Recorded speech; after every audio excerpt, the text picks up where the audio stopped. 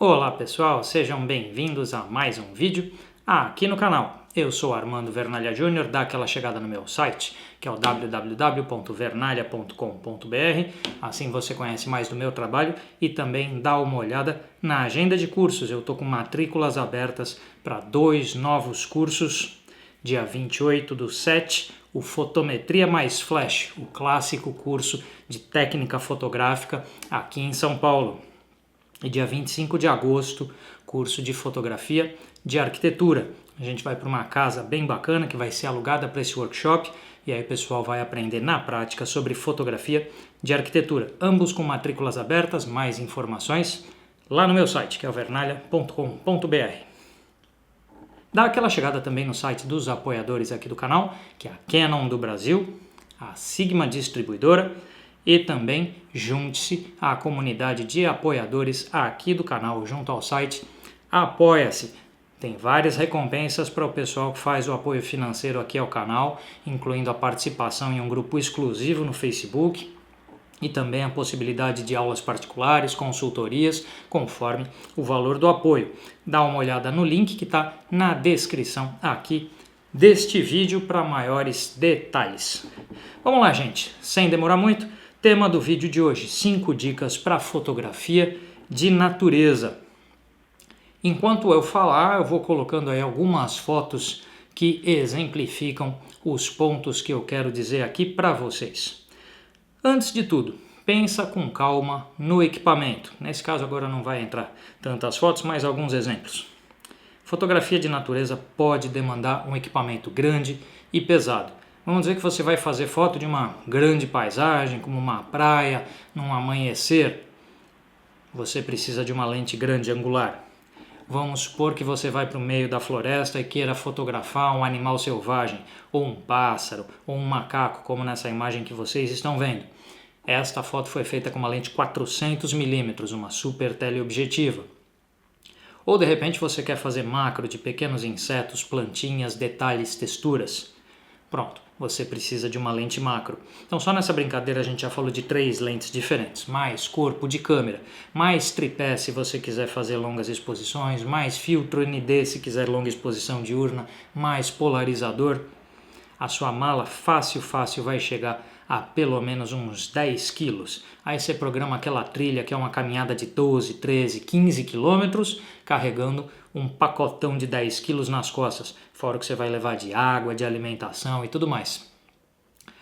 E aí, o que a gente faz? Viaja leve e corre o risco de perder algumas fotos, porque vou fotografar sua paisagem, vou só levar grande angular e de repente você perde um momento incrível de vida selvagem, ou não, vou levar só teleobjetivo e perde uma paisagem espetacular. Né? Como é que a gente faz? Viaja leve e corre o risco de perder algo, ou viaja pesado e corre o risco de não aguentar o esforço do próprio deslocamento com o equipamento. Isso é uma questão pessoal. Se eu puder dar uma dica, que eu diria o seguinte: quem é fotógrafo profissional de natureza vai pesado, leva todo o equipamento e se prepara fisicamente para aguentar o tranco. Quem não é fotógrafo profissional e que faz isso por hobby, pode utilizar essas lentes conhecidas como tudo em um.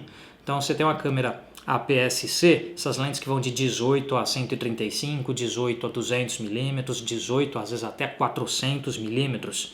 Uma lente tudo em um vai ser uma economia de espaço na sua mala, uma economia de peso. Então é um jeito, é uma hipótese. Se você tem uma full frame, uma 28-200 por exemplo, uma 28-300, de repente com 2 lentes, isso mais uma macro, você já está bem resolvido para as suas principais necessidades. É uma dica, né, que assim, aí você pode falar, poxa, mas com isso eu perco um pouco de qualidade de imagem, não são as melhores lentes. Não são as melhores lentes em qualidade. Toda super zoom, né, todo zoom de grande abrangência é uma lente também de qualidade ótica mais baixa. A gente sempre vai perder alguma coisa. Então, lentes de alto nível, mais poucas lentes para ficar leve, pronto, você vai perder possibilidades. Lentes de menor nível, mas com maior abrangência, perde qualidade. Ou leva tudo e carrega o peso. Eu opto geralmente por essa hipótese. Salvo lugares que eu conheço bem, que eu sei exatamente o que eu vou encontrar ao longo da trilha, e aí eu só levo o equipamento mais adequado para aquela situação. Então já teve vezes que eu fui fotografar a natureza e só levei a 400 milímetros porque era só vida selvagem, porque o lugar não tinha paisagens. Então era meio de mato e não tinha nada aberto. O Parque Estadual da Cantareira, por exemplo, aqui em São Paulo, tem algumas situações assim. Então pensa com calma no teu equipamento. Esse é o primeiro, mais do que uma dica, a primeira reflexão necessária em fotografia de natureza. Segunda coisa, o horário. Aí é uma dica.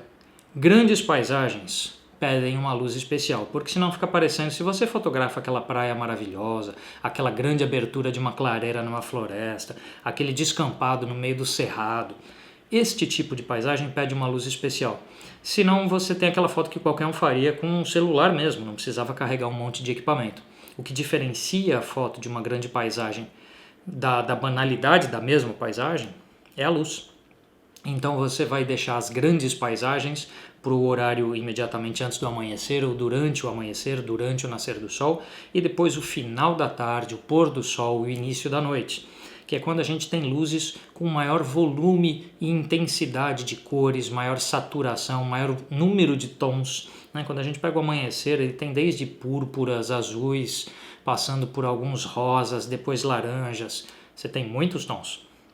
Então, planeja o teu horário de fotos. As grandes paisagens ficam no comecinho da tua jornada e mais no fim da jornada.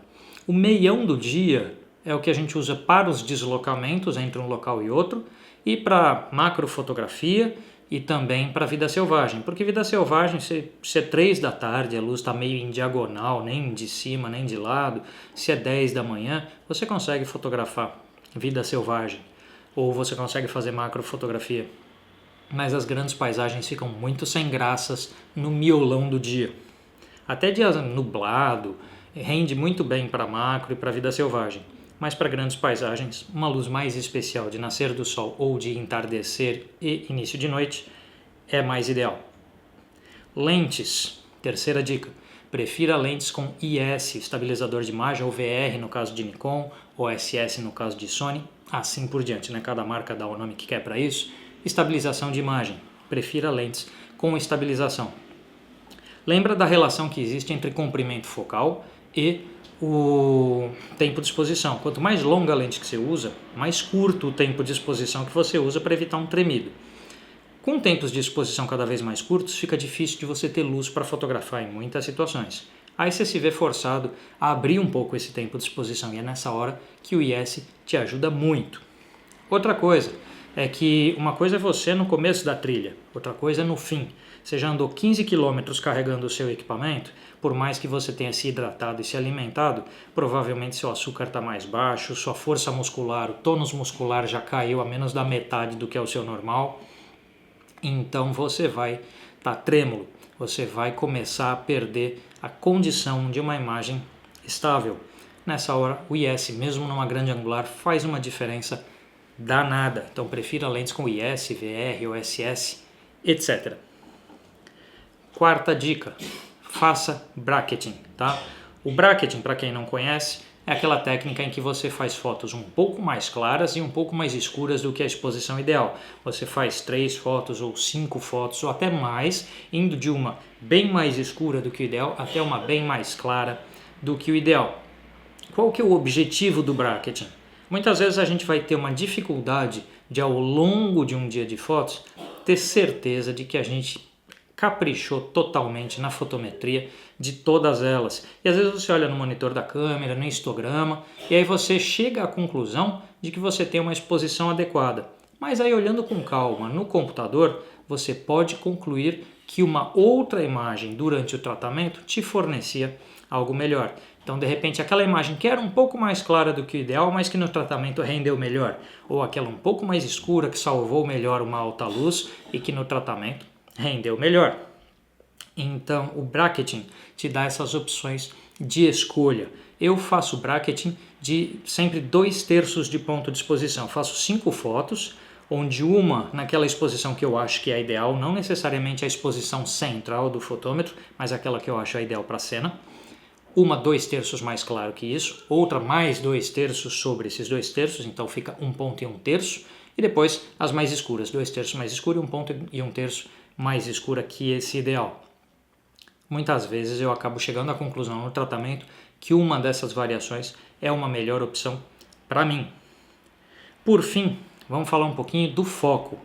Lembra daquela dica que eu dei no vídeo sobre focalização com a Canon EOS 80D e Canon 6D Mark II? Se você não tem uma dessas câmeras, assiste esse vídeo, eu estou pondo aquela etiquetinha aqui e o link está na descrição do vídeo. Assiste esse vídeo, mesmo que você tenha outro modelo de câmera de outra marca, não tem problema. Eu dei lá várias dicas sobre como escolher se foco contínuo ou foco simples, se por um único ponto de foco ou por conjuntos e zonas de pontos de foco. Então tem um conjunto de dicas bem bacana lá nesse vídeo sobre focalização.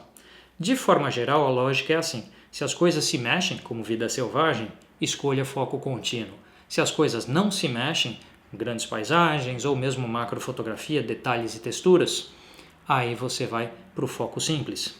Também, se as coisas se mexem, provavelmente você vai preferir o conjunto de pontos ou a zona de focalização e não um ponto só. Já para as coisas que não se mexem, você escolhe um ponto de foco exatamente onde você quer que o foco esteja. Essas são as 5 coisas aqui inicialmente para pensar em fotografia de natureza. Tem mais, mas vamos começar com essas 5 e outros vídeos mais para frente a gente fala mais do assunto. Então pensa com calma sobre o volume de equipamento que você vai levar. Planeja os horários das fotos de acordo com a luz melhor para cada situação. Tenha lentes com IS, OSS ou VR. Faça bracketing. Pensa a sua técnica de focalização adequada a cada situação. E uma dica extra, que é o seguinte: não esqueça desses pontos no seu planejamento: alimentação, hidratação, calçados adequados, proteção contra mudanças climáticas para você e para a sua câmera. Então você precisa se alimentar ao longo da sua jornada de fotografia, precisa muito se hidratar. Lógico que se você se alimenta e se hidrata, talvez você tenha que se livrar disso, né? Fisiologicamente falando, dê o destino adequado aos seus resíduos, ou seja, carregue-os com você, enterre-os, se carregar com você até achar uma destinação adequada, ou enterre-os de forma adequada, não deixe os seus dejetos espalhados no meio da floresta por aí. Você pode prejudicar a vida selvagem local com isso. Calçado adequado, acho que é a coisa mais importante que um fotógrafo tem que ter em qualquer área, evento, natureza, qualquer coisa, tá? E é isso, então prepare-se bem, pense nessas 5 dicas. E fotografia de natureza é uma coisa que seguramente fascina muita gente, rende imagens absolutamente maravilhosas. Eu acho que eu, como fotógrafo, tenho como profissão outras áreas da fotografia, mas como hobby eu faço muito fotografia de natureza. Então eu recomendo, é uma área muito bacana para se produzir algo, para se estar em contato com a natureza, respirar um pouco daquele dia a dia de cidade da gente. Beleza, pessoal? Dá aquela chegada no site dos apoiadores aqui do canal, a Canon do Brasil, a Sigma Distribuidora e também a comunidade de apoiadores junto ao site Apoia-se. E dá aquela chegada no meu site, que é o vernalha.com.br, porque eu estou com matrículas abertas para 2 novos cursos, Fotometria mais Flash, dia 28 de julho, e Fotografia de Arquitetura, dia 25 de agosto. A gente se vê por aí, pessoal. Até mais!